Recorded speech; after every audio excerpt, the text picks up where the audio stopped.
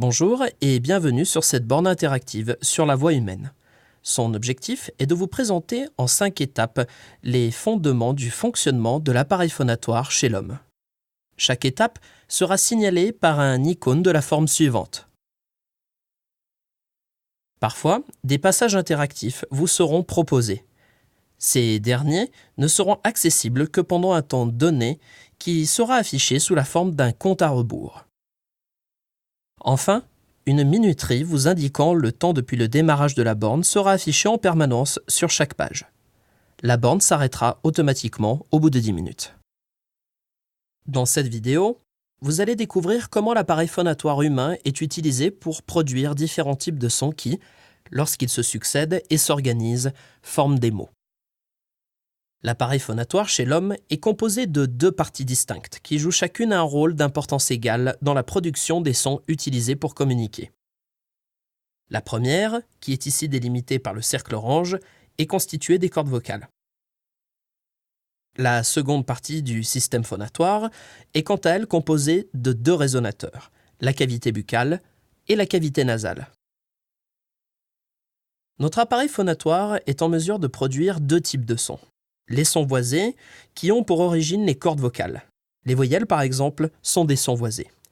Et les sons non voisés, qui peuvent être générés par la friction ou l'occlusion d'autres parties du système phonatoire. Les consonnes font partie de cette famille de sons.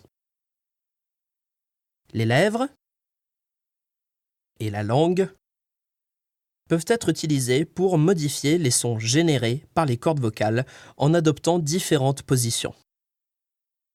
La langue est encore plus modulable que les lèvres et peut prendre un nombre important de positions qui peuvent être classées dans 2 catégories. Les positions fricatives, c'est-à-dire lorsque la langue est très proche d'une autre zone de la bouche, comme le palais, et les positions occlusives, lorsqu'elle touche une autre zone de la bouche. Comme cela a été mentionné précédemment, le second résonateur de l'appareil phonatoire est la cavité nasale. Le son produit par les cordes vocales peut lui être envoyé ou non en abaissant la luette ou en la levant. Le rôle principal de la cavité nasale est d'appliquer un timbre différent au son de type voisé. Certaines personnes utilisent inconsciemment la cavité nasale de manière trop importante. Dans le langage courant, on dit de ces personnes qu'elles parlent du nez. Pour terminer, observons comment une légère modification de la forme de l'appareil phonatoire peut engendrer une différence considérable dans le timbre du son produit. La voyelle A, par exemple, est créée en adoptant une position reposée de la bouche avec lèvres écartées en générant un son avec les cordes vocales. Il suffit alors de simplement arrondir les lèvres pour passer à la voyelle O.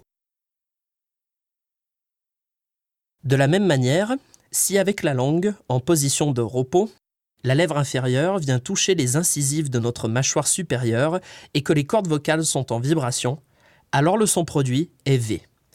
Si les cordes vocales s'arrêtent, alors le son produit devient F. Dans l'étape suivante, nous allons nous intéresser à l'effet qu'ont les différents résonateurs de l'appareil phonatoire sur la physique du son de la voix. Comme cela a été expliqué lors de l'étape précédente, les résonateurs de l'appareil phonatoire, c'est-à-dire la cavité buccale et la cavité nasale, agissent comme des filtres sur le son produit par les cordes vocales en amplifiant et en atténuant certaines zones du spectre de ce son. C'est grâce à ce mécanisme qu'il nous est possible de prononcer les voyelles. Une zone amplifiée du spectre du son produit par les cordes vocales est appelée formant.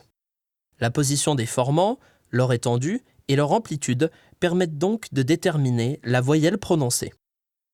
Le sonogramme permet de visualiser l'évolution de la fréquence et de l'amplitude des différentes composantes du spectre de la voix. La fréquence est représentée sur l'axe des ordonnées, le temps sur l'axe des abscisses et l'amplitude correspond à l'intensité de la couleur. Vous allez entendre une voix de synthèse dans votre casque. Une transition entre la voyelle A et la voyelle E va se faire automatiquement de manière progressive. Observez comment l'énergie est transférée dans le spectre du son de la voix où les zones d'amplitude importantes, en jaune, se déplacent sur d'autres harmoniques.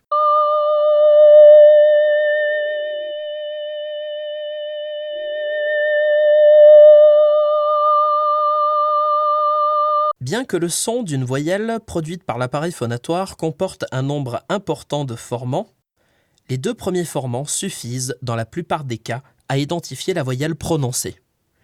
Changez le nombre de formants pour différentes voyelles en appuyant sur les valeurs proposées et observez l'effet de cette manipulation sur le son produit.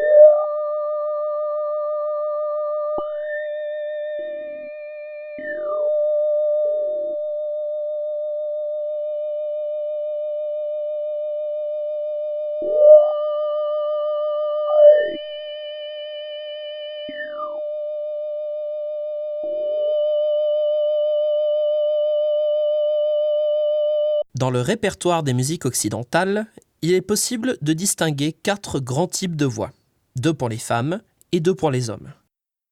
Le paramètre principal permettant de les différencier est ce que l'on appelle la tessiture.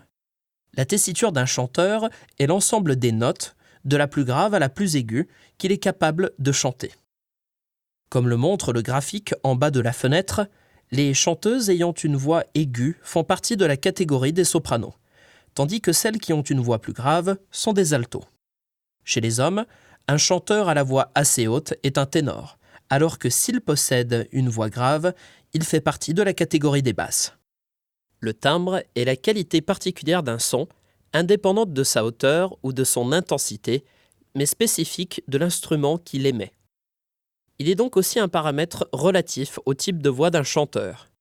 Testez différentes voix en les sélectionnant dans le menu de gauche et essayez de repérer les différences de timbre qui les séparent. Ensuite, déplacez votre doigt le long de la barre de contrôle de la fréquence pour observer l'effet de cette action sur le sonogramme du son de voix que vous entendez dans vos casques. Notez alors que les différents harmoniques se déplacent tandis que les zones d'amplitude importantes délimitées par les formants restent fixes.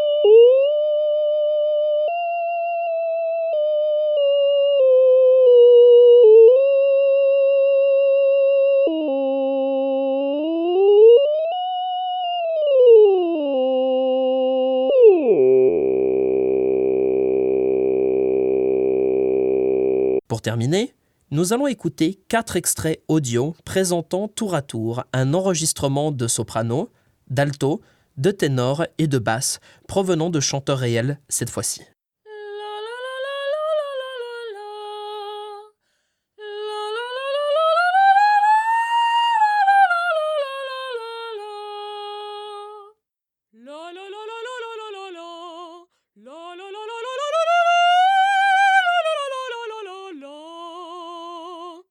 La la la la la la la la la.